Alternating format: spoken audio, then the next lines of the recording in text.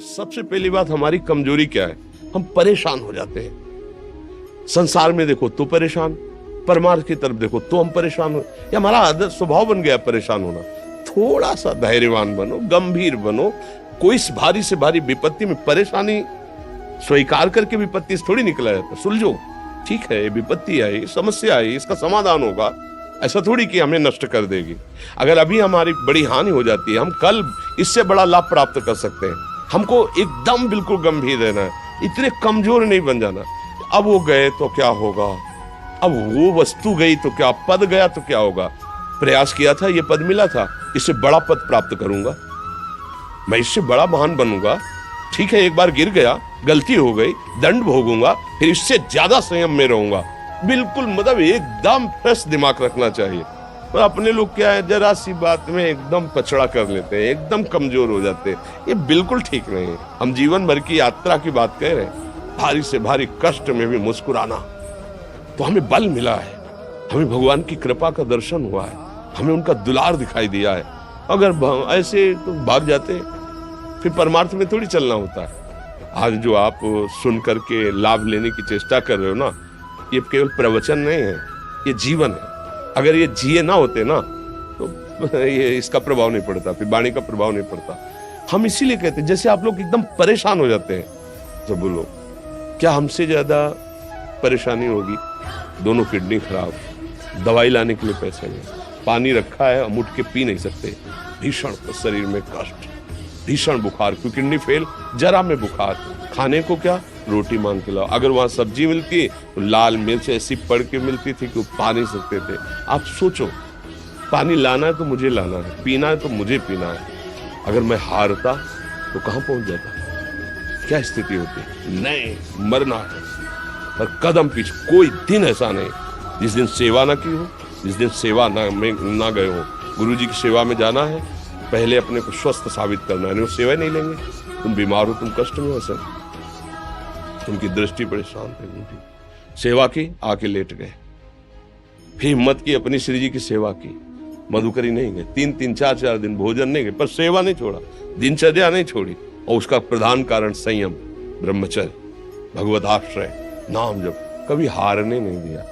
अभी भी थोड़ी देर बाद डायलिसिस शुरू हुआ, हारने, आपको हारे हुए नजर आ रहे हैं। शरीर में पीड़ा है, किडनी फेल है, ऐसा थोड़ा स्वस्थ बैठे, पीड़ा है, बार बार प्यास लगती है, थोड़ा थोड़ा पानी मिलता है, लेकिन हम आनंदित हैं, हम प्रसन्न हैं, हम लड़ाई में हारे नहीं हैं, ना हारेंगे, हम जीत चुके हैं। हम अपने मालिक के भरोसे में अपना सब बात, तो वो ये हम अपनी बड़ाई नहीं बता रहे, हम आपको बता रहे समस्या। सोचो तुम्हारे पास तो माँ है, भाई है, बहन है, परिवार है, कोई ना कोई तो है ना। मेरा किसी ने कभी जीवन में ध्यान भी नहीं दिया, क्यों?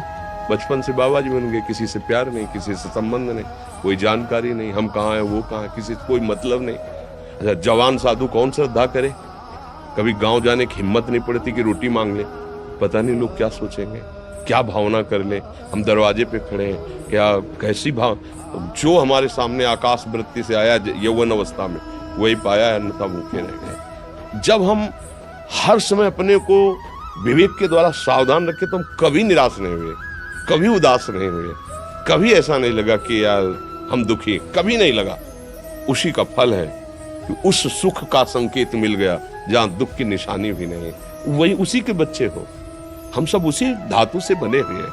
हम इतना क्यों परेशान हो जाते हैं? हम ये देखते हैं, अपने लोग थोड़ी बात बिगड़ गई परेशान, नहीं बिगड़ी तो बिगड़ जाने की संभावना में परेशान है। आज सुख है, लेकिन कल सुख छिन जाएगा, तो हम आज के सुख में सुखी ना होकर कल के दुख की आने की संभावना में हम भयभीत हो। अब क्या हमारी सोच रह गई? हमको इतना बलवान बनना है कि सुख और दुख दोनों हमको छू न सके।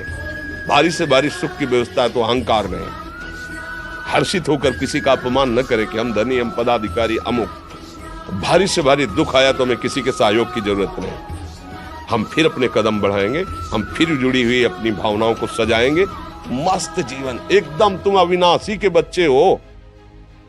शेर का बच्चा भेड़ों के बीच में फंसकर म्यों म्यों बोल रहा है, बस अगर दहाड़ना सीख जाए तो कोई भी उसे परास्त नहीं कर सकता। ऐसे भगवद अंश तू प्रपंच में फंसकर अपने को इतना दीन क्यों देख रहा है? तू ऐसा है कि भगवान के दिव्यास्त्र में भी ताकत नहीं तेरे को मार सके। तू अविनाशी का अविनाशी बच्चा है, विनाशी भोगों को, विनाशी शरीर को मैं मान के इतना भयभीत, इतना दुख ठीक नहीं। ये सबके लिए, केवल एक के लिए नहीं। आप समझो, आप लोग सोचते हैं हम गृहस्थ होकर भला ऐसी स्थिति कैसे। जनक जी सुखदेव जी के गुरु हैं और राजा हैं, महल है, रानियां हैं, नौकर है, चाकर। क्या सुखदेव जी जिनके शरीर में लंगोटी भी नहीं है, दिगंबर, परमहंस, परमहंस के गुरु हैं जनक जी जो राजा हैं। समझो आप ऐसा ना सोचे कि हम नौकरी कर रहे हैं, हम संसार में, हम गृहस्थ हैं, हम आध्यात्मिक की ऊंचाई पर नहीं चढ़ सकते। नहीं, आप एक सरकारी नौकरी या आप किसानी या व्यापार करते हुए आप एक अध्यात्म की ऊंचाई में चढ़ सकते हैं। और अध्यात्म ही है जो तुम्हें इस माया के दुख सुख से ऊपर उठा सकता है।